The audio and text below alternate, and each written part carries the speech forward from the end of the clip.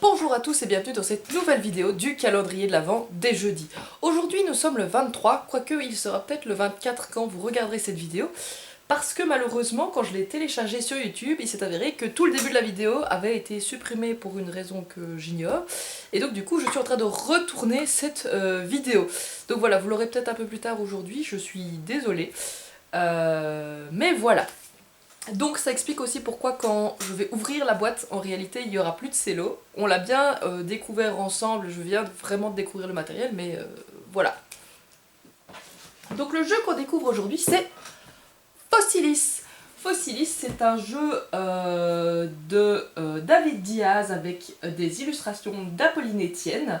C'est un jeu de chez KTBG et pour la version française chez Happy Meeple Games. C'est un jeu pour 1 à 5 joueurs de 8 ans et plus pour une durée d'environ 45 minutes. Et cette version-ci, c'est la version avec les 6 extensions incluses. Alors, pour ce qui est de la promesse, vous êtes un paléontologiste renommé prêt à embarquer pour la fouille du siècle. Un gisement de fossiles de dinosaures incroyables vient d'être découvert. Il contient des os de très nombreuses espèces de dinosaures appartenant à plusieurs aires géologiques. Il s'agit d'une découverte sans précédent. Affrontez d'autres chasseurs de fossiles afin de dégager le plus intelligemment possible les strates de sédiments. Collectez des fragments de fossiles afin de les échanger contre des outils et des ressources qui vous seront utiles pour vos fouilles. Extrayez précautionneusement les os que les musées convoitent afin de parachever de fabuleux dioramas de dinosaures en situation. Voilà. Et le graphiste c'est Josh Capel. Hop. Voilà. Alors du coup, on va pas retirer le stylo ensemble, mais on va quand même regarder la note de BGG. Il est noté à 7 sur 10. Pourquoi cette note? Alors, globalement, il y a quand même pas mal de bonnes notes qui disent que le jeu est assez sympa, que les mécaniques sont intéressantes. Beaucoup de personnes qui disaient que surtout la thématique était vraiment chouette. Et du coup, voilà, au niveau des mécaniques, il y a quand même des trucs qui sont assez ludiques, assez sympas. A noter que je vous dis ça par rapport à la version de base. J'ai pas trouvé. Enfin, si, il y avait des parties qui parlaient des extensions, mais pas la version avec les 6 extensions. Donc là, c'est par rapport au jeu de base. Donc voilà. Pour ce qui est de ce qui est un peu plus négatif, il y a des gens qui disaient que par rapport aux mécaniques, il y avait un commentaire que je trouvais particulièrement intéressant, qui disait que le jeu avait beaucoup de mécaniques, ça c'est assez chouette, il y a plein de mécaniques différentes, mais que par contre il avait péché un peu par l'excès, parce que justement il y avait beaucoup de mécaniques, mais qu'aucune d'entre elles n'était exploitée à son maximum, on va dire, de manière, je vais pas dire parfaite, mais voilà, la tournure c'était beaucoup de mécaniques, mais il n'excelle dans aucune d'entre elles, c'était un truc comme ça. Donc voilà, il y a d'autres gens qui disaient que la mécanique de fouille c'est assez sympa, mais le fait qu'il faille se lever autour de la table pour réussir à voir ce qu'il y a dans le site de fouille, c'est pas très agréable, notamment pour le dos. Certains trouvaient aussi cette mécanique inutile, que ça faisait un peu gimmick mais sans être forcément utile. Il y en a d'autres qui parlaient du setup, que le setup était trop long, notamment parce que les tuiles vont être disposées sur le plateau et qu'il y a des moments où vous pouvez les faire glisser apparemment. Sauf qu'apparemment, quand vous les faites glisser, le plateau est censé être prévu pour que ça glisse sans problème. Mais apparemment, ça tient pas bien. Et donc, du coup, votre plateau il va se déplacer tout seul. Et il y a une personne qui disait voilà, il faut avoir 3 mains pour le faire. Donc, si vous jouez solo, c'est un peu compliqué. Donc, voilà. Ça, c'est les commentaires sur BGG. A noter que moi, quand je l'ai acheté, sur le site sur lequel je l'ai acheté, il y avait aussi des commentaires négatifs mais par rapport à la traduction. Effectivement, rien que sur la boîte là actuellement, il y a plusieurs fautes d'orthographe. Et du coup, il y avait des gens qui disaient vraiment ça fait mal aux yeux. La traduction est vraiment pas hyper bien faite. Mais après, je l'ai quand même acheté parce que moi, l'artwork me plaisait bien, la mécanique avait l'air vraiment chouette, etc. Et qu'il y avait quand même d'autres gens qui disaient oui, effectivement, il y a des fautes, mais ça n'empêche pas de jouer. Ça n'est pas hyper problématique par rapport au gameplay. On arrive quand même à y jouer. Parce qu'il y a beaucoup de commentaires sur BGG qui sont en espagnol, en anglais, et j'ai pas vu énormément de commentaires en français, donc je sais pas vous dire plus que ce que j'ai vu sur le site de vente.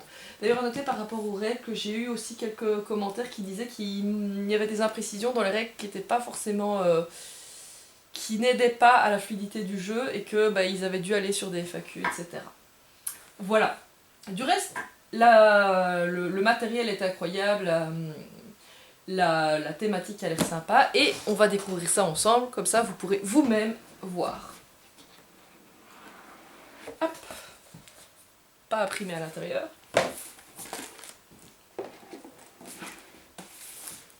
Alors, Fossilis. Donc vous avez le but du jeu, l'aperçu, comment jouer avec de jeunes enfants.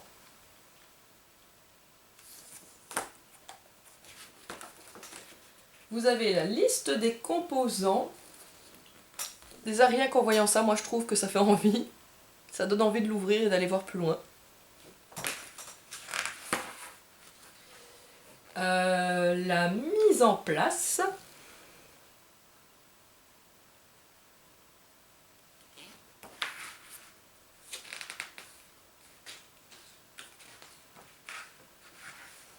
Le déroulement du jeu, un tour de jeu, dépenser 4 énergies pour effectuer des actions. Les actions, gagner un plâtre, avancer de 2 emplacements, remonter sur le site de fouille, placer une tuile sable, excaver, creuser une tuile sable, argile ou roche. Et si un pion est poussé,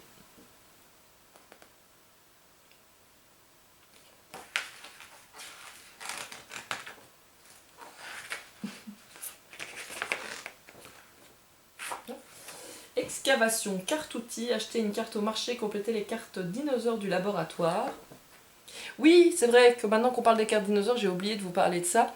Il y avait aussi un problème que j'ai revu plusieurs fois par rapport à l'équilibrage des points. Apparemment, vous devez récupérer des os pour reconstituer les squelettes des dinosaures. Et il y a une personne qui disait en fait c'est plus rentable, enfin il y a plusieurs personnes qui disent ça, mais lui il est rentré vraiment dans les détails. Il disait que c'est plus rentable d'avoir plein de morceaux de squelettes différents et d'avoir plein de dinosaures différents que d'essayer de compléter les squelettes correctement. Ce qui est antithématique vu que techniquement vous cherchez à reconstituer les squelettes. Mais il disait qu'en gros vous aviez plus de... En fait vous récupérez des icônes sur les différents squelettes et il vous suffit d'un seul os pour récupérer les icônes du squelette en question. Et ces icônes vont vous ramener des bonus à la fin de la partie.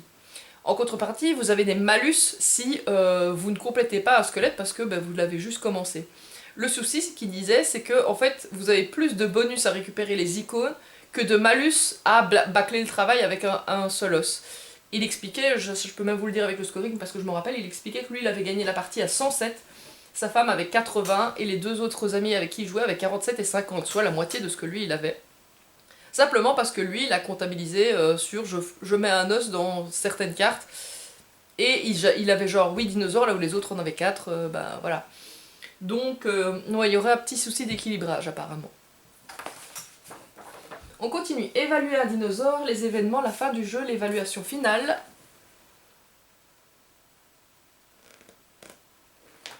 Et enfin, Fossilis en un coup d'œil avec la mise en place, la possibilité pendant le tour, les événements de fin de partie, les évaluations finales et les crédits. Ça c'est bien. Vous le savez maintenant, j'aime bien quand il y a une page qui reprend les règles en résumé. Hop. Alors, premier petit sachet.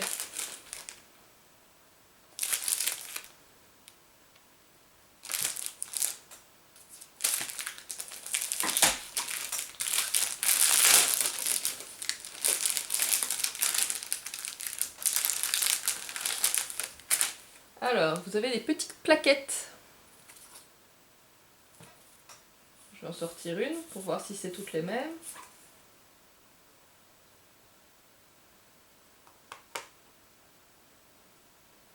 Ça a l'air d'être toutes les mêmes, il y a juste la petite couleur sur le côté qui change. Donc la petite couleur ici.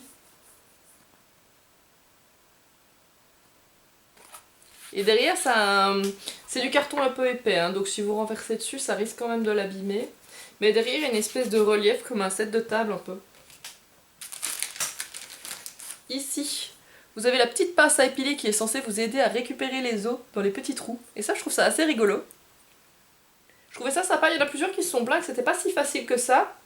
Moi je trouve que le fait de mettre un petit peu d'adresse dans le jeu, c'est assez sympa. Maintenant, voilà, je l'ai pas testé.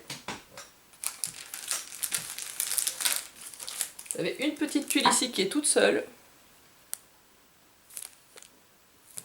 Et c'est du Du plastique un peu épais ou une sorte de résine. Je dirais plutôt du plastique.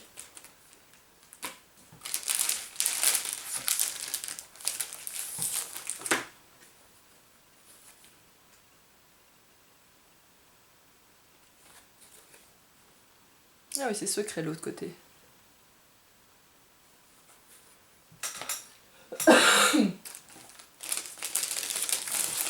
Et ici, vous avez sans doute un plateau de score.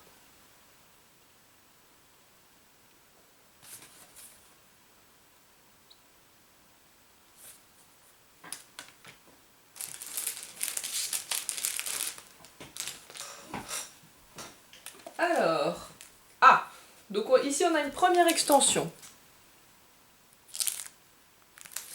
Fossilis Scorpion, mini extension, pardon.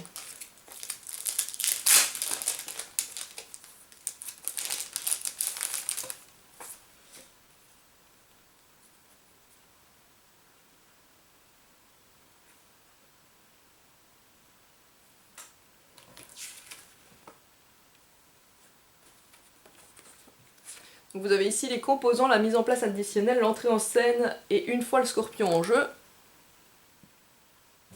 Et derrière vous avez le déplacement du scorpion en cas de piqûre et le déplacement d'un pion. Désolé les petits bruits que vous entendez, c'est le chien qui s'étire.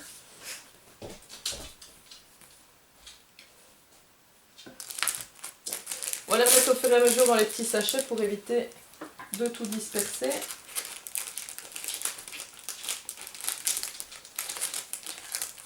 Ici évidemment c'est pas trop compliqué et ça ne prend pas 20 minutes à chaque fois.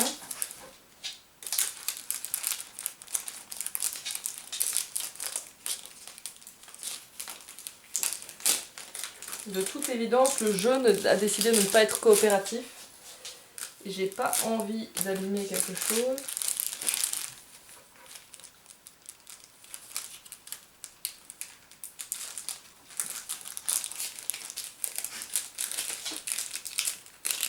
Voilà, c'est bon. Hop. Donc une extension ici.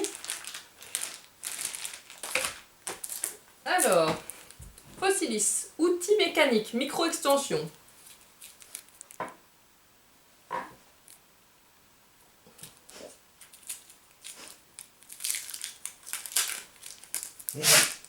À tes souhaits. Alors, déroulement du jeu. Et de l'autre côté, c'est mis la même chose. Et vous avez notamment un marteau perforateur qui vous permet à ce tour que le coût pour creuser n'importe quel type de tuile est de 1 énergie. On ignore tous les autres effets des changements de coût. Évidemment, je vous laisserai découvrir les autres.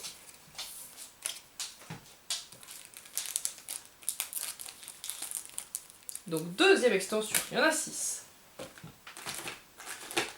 Alors, ici, Fossilis, la guerre des eaux, règle du mode solo. Ah, donc ça c'est pas une extension, c'est le mode solo.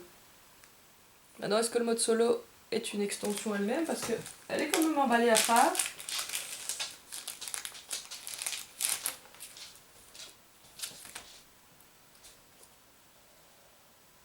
Donc vous avez ici les composants.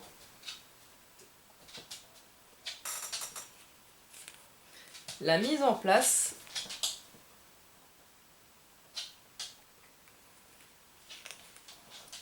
Le déroulement du jeu et quelques définitions.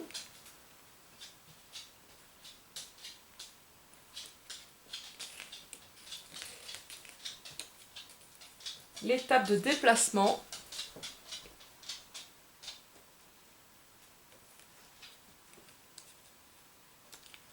L'étape de fouille et l'étape de plâtre. Oui, oui, ça s'appelle l'étape de plâtre.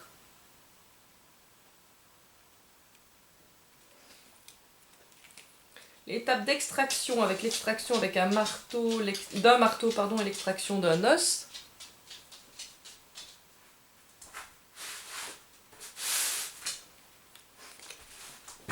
Le purchase step. Ok. Je sais pas si c'est un oubli de traduction ou si c'est volontaire. L'étape de détermination d'objectifs.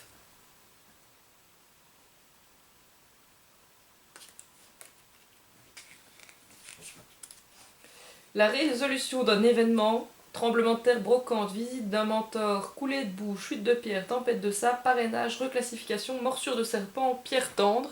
Pierre tendre? C'est quoi pierre tendre? D'accord, bon. L'évaluation finale, l'ajustement de la difficulté. Pardon, excusez-moi, je suis toujours malade. Je disais, pour un adversaire moins agressif et de l'autre côté plus agressif. Vous voyez son petit nez. Ludo, laisse tourner en dehors de ça, s'il te plaît. Non, mais non!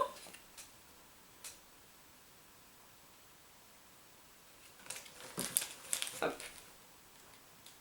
On va déjà remettre ceci. Puis ensuite, vous avez des cartes. Ludo, laisse le jeu tranquille, s'il te plaît.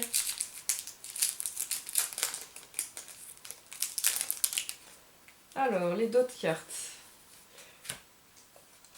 Donc vous avez une aide de jeu pour le mode solo. Et de l'autre côté, vous avez la liste des dinosaures attendus, je suppose.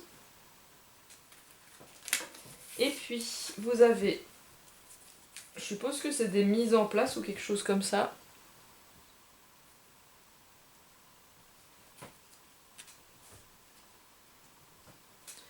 Et derrière, les chiffres vont de 1 à 4. Ouais. Vous avez 1 là. Je sais pas si c'est un niveau de difficulté ou quelque chose du genre. Donc ça, c'est le mode solo.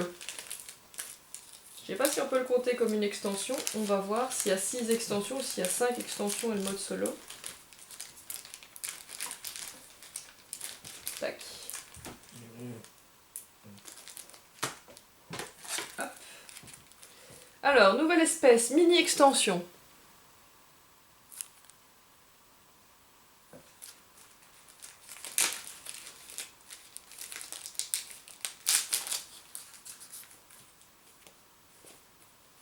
Oh, c'est mignon. C'est des petits autocollants. Donc de l'autre côté, il n'y a rien vu que c'est des autocollants. On va regarder ce qu'il y a à l'intérieur.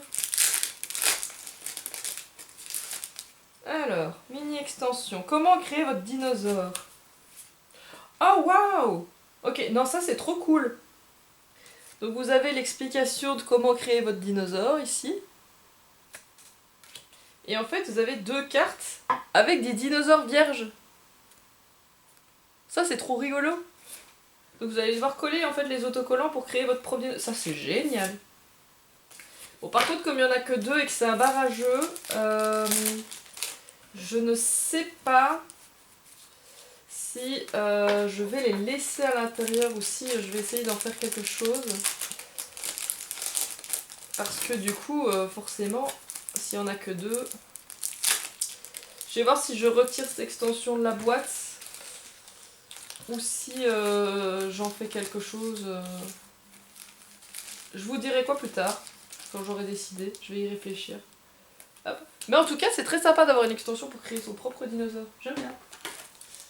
Alors, zone de sécurité, micro-extension. Donc on avait des mini-extensions, celle-là c'est une micro-extension.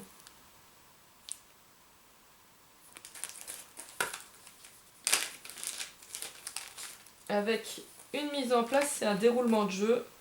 Rien de plus.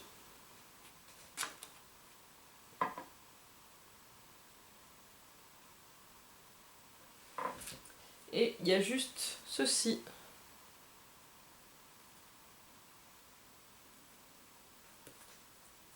Peut-être que ça empêche de faire glisser les tuiles. Je ne sais pas. Donc là, ça nous en fait 4. Ici. Âge de glace.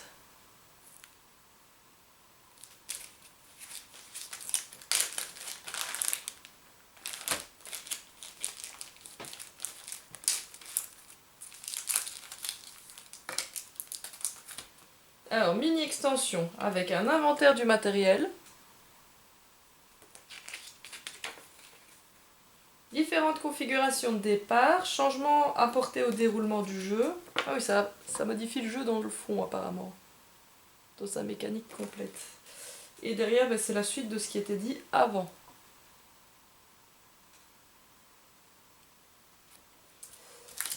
Vous avez aussi un petit plateau. Pareil des deux côtés. Et des cartes. On va regarder quelques-unes ensemble, mais comme d'habitude, je ne vais pas tout vous montrer parce que je veux que vous puissiez les découvrir. Donc elles ont toutes le dos qui est le même que celui du jeu. Et vous avez par exemple les castoroïdes, proches de nos castors modernes mais d'une taille de plus de 2 mètres de long. C'est un gros castor. Et pesant environ 150 kg, c'est un très gros castor.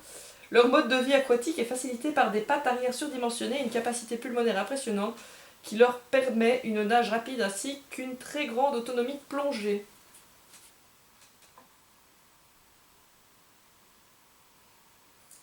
Et donc on en a une petite dizaine. Donc ça c'est chouette aussi, d'avoir des cartes en plus.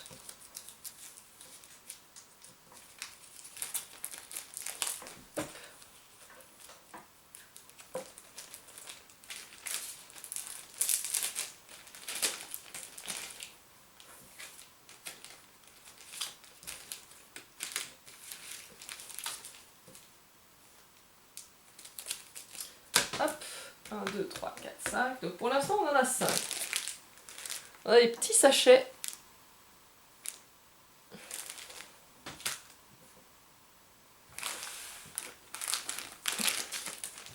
Mais je pense que c'est tout. Je pense qu'effectivement, alors du coup le mode solo c'est une extension.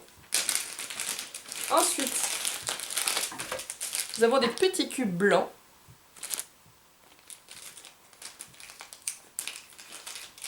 À mon avis c'est peut-être ça le plâtre.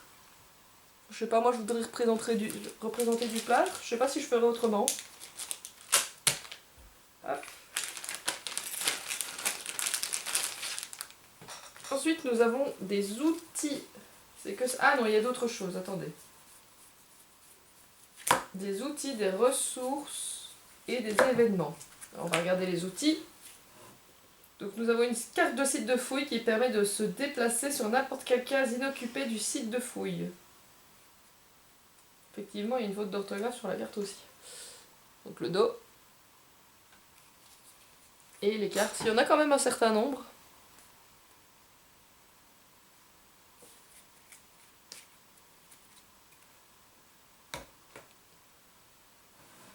Là, vous avez les événements, comme le tremblement de terre qui permet, en commençant à droite du joueur actif et dans l'ordre inverse du tour de jeu, chaque joueur, s'il le peut, doit faire glisser une tuile roche de 2 espaces dans une direction. Aucune tuile ne peut être poussée à l'extérieur du site de fouille. Vous ne pouvez pas défaire le glissement effectué par un adversaire, mais pouvez faire glisser la même tuile. Donc, événement. Et ça, il y en a un petit peu moins.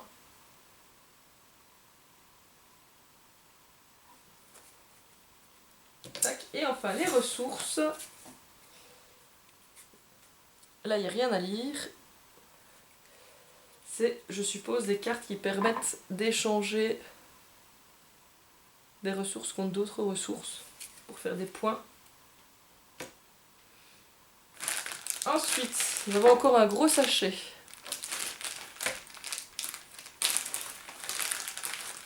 Des petits cristaux bleus qui sont assez jolis, ma foi.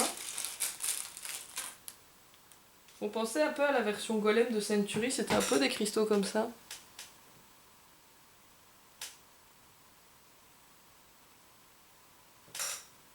Très joli.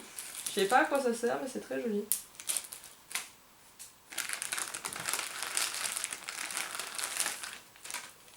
Vous avez des petits jetons.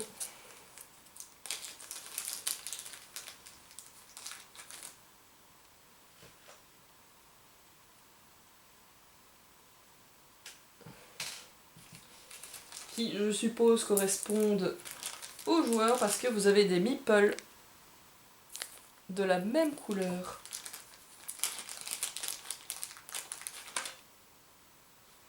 C'est des meeples classiques en bois. Le format est le format habituel, je dirais.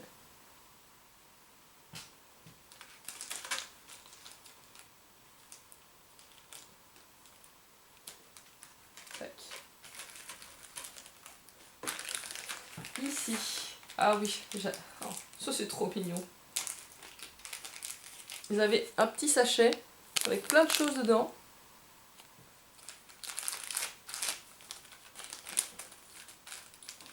Alors, vous avez des petits os qui sont vraiment absolument adorables.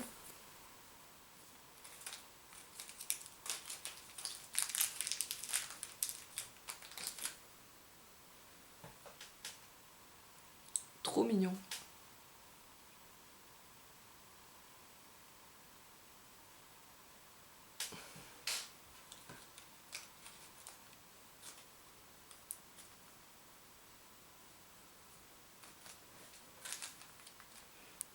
Ça, je suppose que c'est des côtes.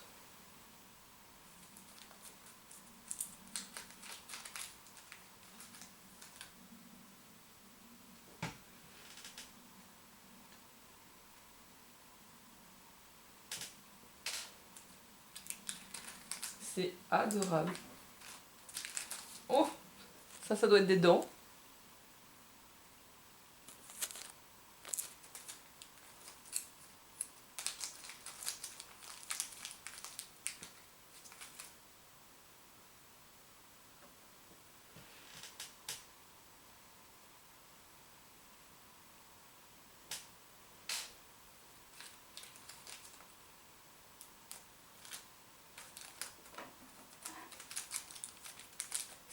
Ça, je sais pas exactement quelle partie c'est. De l'omoplate ou un morceau de colonne vertébrale peut-être.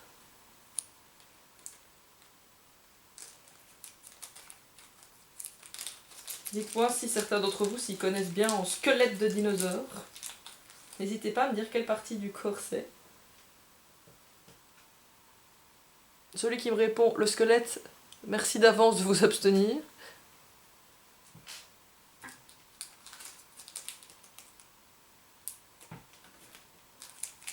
Et ça, c'est absolument adorable. J'adore ça. Trop mignon, la petite tête.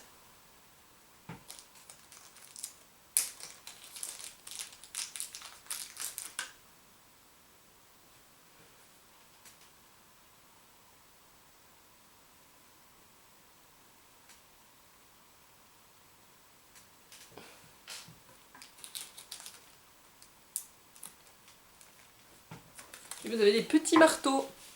C'est vrai que j'avais lu dans les commentaires que vous pouvez sortir des os ou des marteaux. Et je crois que les marteaux vous permettront de piocher des cartes outils ou quelque chose comme ça. Qui n'a jamais creusé un trou et trouvé un marteau dedans, ma foi? Les petits marteaux sont assez mignons aussi.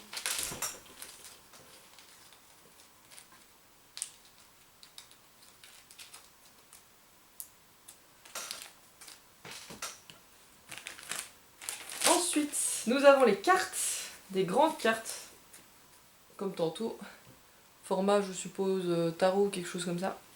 Et vous avez notamment l'allosaure, qui était un théropode féroce pouvant atteindre une longueur de près de 10 mètres. Ses dents acérées conçues pour trancher en ont fait un redoutable prédateur. On pense qu'il chassait en meute pour terrasser les grands sauropodes qui vivaient à la même époque.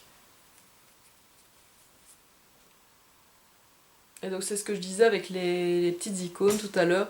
Donc ça veut dire qu'il est carnivore, bipède et logis, je ne sais pas. Ça je l'ai lu tout à l'heure. Et ça c'est les os que vous devez avoir pour le compléter. Donc je suppose si vous avez une dent c'est 4 points et 2 fois ce truc là c'est 7 points plus 7 points. Et donc du coup voilà, maintenant est-ce que quand il est complété vous avez genre 24? Parce que si vous faites le calcul c'était 7, 14 et 4, 18. Donc est-ce que quand il est complété, vous avez genre 24, je ne sais pas. Et il y en a plein, mais comme d'habitude, je ne vous les montre pas, comme ça vous viendrez les découvrir.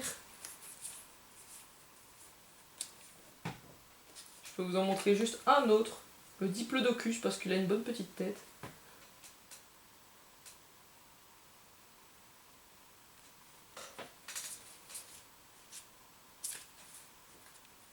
Hop. On va mettre ça.